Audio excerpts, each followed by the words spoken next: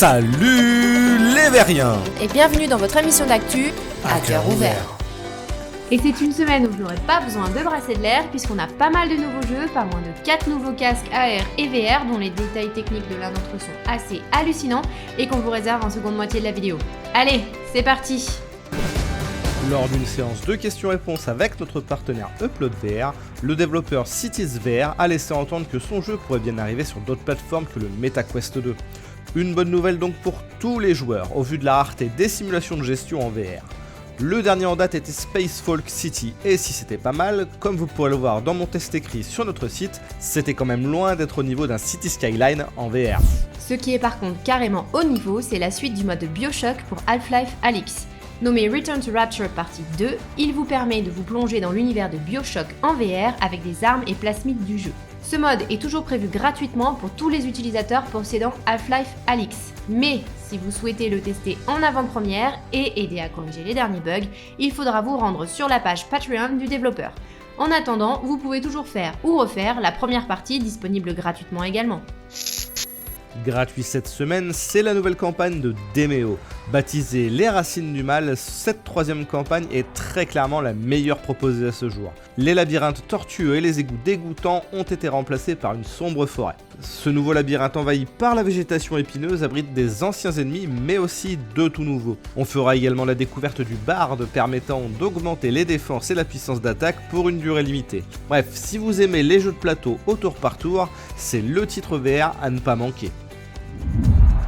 Probablement à ne pas louper non plus pour les fans de simulation, c'est l'arrivée prochaine de Modern Naval Warfare. Dans cette simulation, vous commandez un champ de bataille depuis l'intérieur d'un sous-marin SSN 774 de classe Virginia. Le développeur explique qu'il l'a recréé de manière authentique et il faut bien dire que la visite des lieux est assez impressionnante. On retrouve même des drones pilotables et d'autres outils pour arpenter la zone depuis le ciel. Le jeu promet plus d'1 million de km² d'environnement sous-marin à parcourir. Et si vous aimez les parcours, un nouveau jeu de plateforme en VR est désormais disponible. Grip Leaper vous emmène dans 20 environnements uniques conçus pour faire de vous un maître de l'escalade. Votre but sera d'effectuer des parcours le plus vite possible en utilisant le moins de prises possible afin d'obtenir le meilleur classement mondial. Je n'ai par contre pas réussi à activer les roquettes au bras lors de mon premier test et sans contrôle aérien, l'expérience a vite viré plutôt frustrante. Par contre, le titre est classé comme intense sur le store Oculus, mais ne m'a clairement pas donné la nausée. Véritablement intense et à éviter pour la team fragile dont je fais partie, c'est le jeu de tir en ligne de Tomorrow Games, Grapple Tournament, qui est désormais disponible sur MetaQuest via AppLab. Il comprend 12 armes et permet de jouer en solo ou en coopération contre d'autres humains ou avec des bots. Le jeu prend également en charge le crossplay, ce qui vous permettra de jouer avec et surtout contre des joueurs PC. Et si vous avez des doutes quant à votre capacité à supporter sa vitesse, il y a une démo gratuite disponible pour se faire son avis sur les deux supports. Côté démo gratuite également, vous retrouverez par contre celle de Construct VR The Volumetric Movie. Ce court-métrage ambitieux met l'accent sur l'action en suivant un robot qui se bat pour sa vie après être tombé sur une scène de crime. L'expérience se déroule à la troisième personne avec un mouvement de caméra à 6 degrés de liberté. Le film dure environ 8 minutes et devrait sortir en version complète ce 23 décembre. Comme d'hab, vous retrouverez tous les liens nécessaires dans la description de la vidéo. On terminera la partie software avec la sortie de Against en Early Access sur Steam. Et il est proposé à moins 20% pour son lancement, ce qui le ramène à 13,50€. Pour avoir commencé à tester le jeu, je vous confirme que c'est du solide si vous aimez le genre. Il y a une bonne ambiance, des graphismes vraiment léchés et il propose même un système de vignotage pour que vous n'ayez pas la nausée lors des déplacements. La difficulté est plutôt bien calibrée, je me suis donc bien amusé. Allez, avant d'attaquer la partie hardware, c'est le moment de... L'instant des contracts. Je vais encore causer un petit peu technique cette semaine vu qu'il y a, comme d'hab j'ai envie de dire, Meta, Facebook qui s'est secoué pour faire avancer les choses en VR. Et cette semaine on a donc deux nouvelles options dont la première c'est l'intégration des avatars de Horizon dans Unity. Donc tout le monde est libre de les utiliser gratuitement pour des projets gratuits ou pas, d'ailleurs même payants pour le Quest ou le Rift. Et donc c'est un gain de temps encore énorme pour les développeurs. Après faut aimer la qualité de ces avatars, ce qui n'est pas forcément le cas selon le type de jeu, hein. Mais aussi on a eu l'intégration du tracking des mains pour Unreal Engine, ce que nous on utilise chez Deliver pour certaines productions. Donc c'est vraiment cool parce qu'en réalité c'est vraiment ce cumul en fait de petits éléments à chaque fois qu'ajoute Facebook qui fait que tout avance, que tout est plus facile à faire pour tout le monde et qu'à la fin on a de la meilleure qualité. Voilà, donc c'est super cool. On salue ça.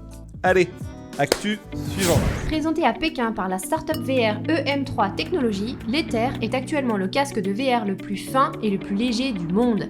Ça ressemble clairement à une paire de lunettes de soleil ordinaire, mais derrière tout ça se cache un système d'affichage optique de pointe. Le prototype de VR EM3 Ether contient 2 micros-écrans d'une résolution de 2560 par 2560 pixels en couleur. Pour l'instant, ce casque VR offre un champ de vision de 80 degrés par œil, mais EM3 affirme qu'en utilisant un micro-écran de plus grand format, le champ de vision peut être porté à 100 degrés. L'épaisseur est de 6,8 mm et on parle ici de 37 grammes. Bien évidemment, ces lunettes ne sont absolument pas autonomes et il faudra un PC ou un smartphone pour faire tourner tout ça.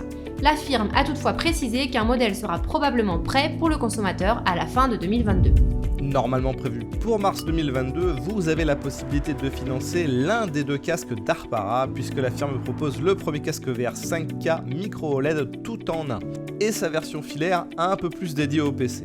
Sur le papier, ce sont 2 casques très légers qui proposent un champ de vision de 95 degrés. La version tout en un qui semble la plus intéressante propose une définition de 2560 pixels par œil à 120 Hz, mais cette valeur tombe à 70 Hz une fois en jeu.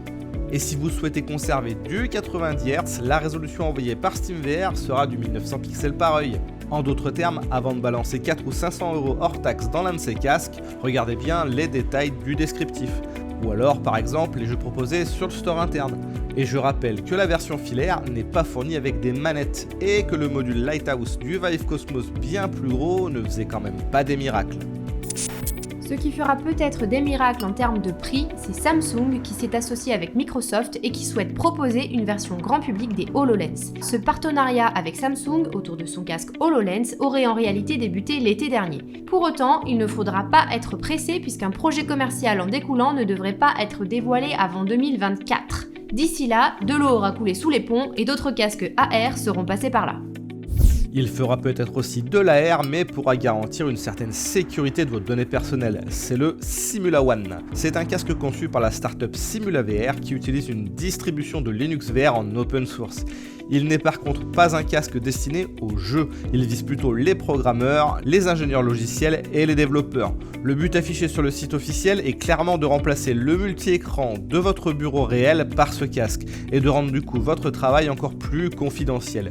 Il n'y a pour l'instant pas de manette présentée et peu de détails techniques, mais on sait par contre qu'il utilisera Ultralip pour le tracking des mains. Pas de tracking des mains, mais des commandes tactiles ou vocales pour les lunettes de réalité augmentée Airglass de chez Oppo. Reposant sur une puce Snapdragon Wear 4100, la marque chinoise compte bien s'immiscer dans les plates-bandes de Google Glass. Les Airglass seront livrés avec une série d'applications développées en interne, météo, GPS ou calendrier. Mais vous retrouverez aussi une application de traduction qui supportera le chinois et l'anglais et un téléprompteur.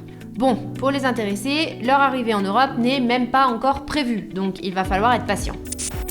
Vous n'aurez pas beaucoup de patience à avoir avec l'expérience The Nuclear Biscuit, puisque dans un climat de tension nucléaire, vous aurez 15 minutes maximum pour prendre une décision tragique sous pression, menant possiblement à la mort de 15 millions de Russes en riposte à une attaque de missile. Cette expérience qui n'est pas encore disponible au public a été conçue pour voir la réaction des personnes lambda en situation de crise, afin de comprendre quel type de conseils et d'arguments dans le brouillard de guerre poussera à un choix critique ou non. La VR permet donc de rajouter de la pression et de l'immersion, et on s'est rendu compte que nombreuses sont les personnes qui finissent par choisir une solution menant à l'escalade. Allez, il est l'heure de la question.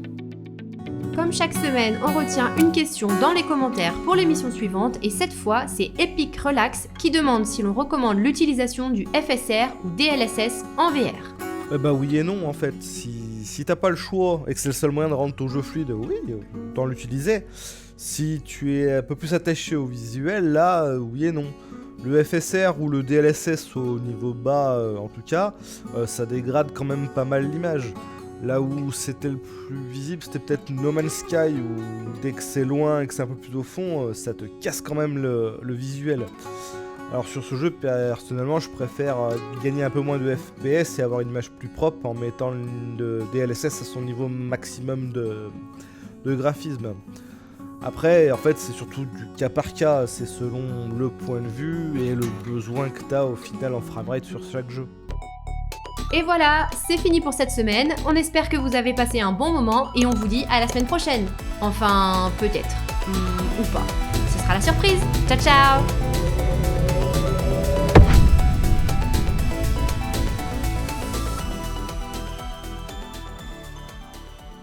Cher Papa Noël, je pense avoir été très sage cette année. J'ai fait tous mes devoirs en temps et en heure pour le site de l'IVR, même quand j'étais malade. J'ai aussi fait preuve d'un grand courage, car j'ai participé à sauver l'Italie des nazis. J'ai tenté de démanteler un cartel de la mafia, j'ai affronté les forces du mal dans un temple pour sauver la lumière. J'ai aussi aidé des petits êtres à retrouver une vie de famille au fin fond de la galaxie. C'est pourquoi je pense mériter cette année un appareil photo Canon. Tu sais, celui qui ne coûte pas très cher, avec l'objectif VR 180 RF 5.2 mm f2.8L Dual Fisheye. Il est vrai cependant que j'ai eu quelques égards un peu misogynes. Et un petit peu pervers. Mais c'était avant tout pour la science. Si jamais cela a baissé mon niveau de sagitude, je me contenterai de la veste haptique de chez Beaptix. Tu sais, la Tactic Suite X40, c'est la 40 capteurs pour une expérience VR toujours plus réaliste. Plein de poutou. Idée. Post-scriptum. Je possède maintenant un poêle à granules. Le trou de passage sera un peu plus serré à cause du tubage. Attention à ne pas trop manger de papillotes avant ton voyage.